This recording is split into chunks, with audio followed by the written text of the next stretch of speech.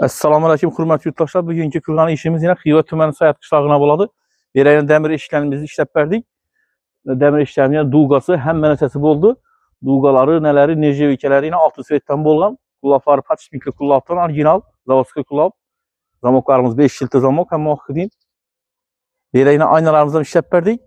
Mokri svetdə boldu aynalarımız yine. Ofşi ilə belə 5 ayna işləb bəriyəmiz. 5 ayna 3 dəmir eşik işləblərimiz, darvazası ham boldular, kete darvazası.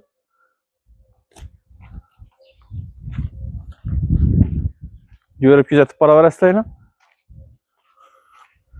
Kimə işiniz sifətli dəmir eşik, darvazalar gerekiyorsa müracaat qıla verəslə.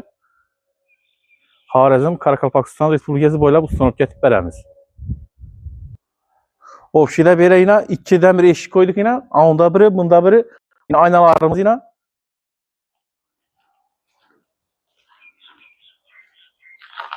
Yine aynalarımızda acayip böyle atkozlardan çıkan.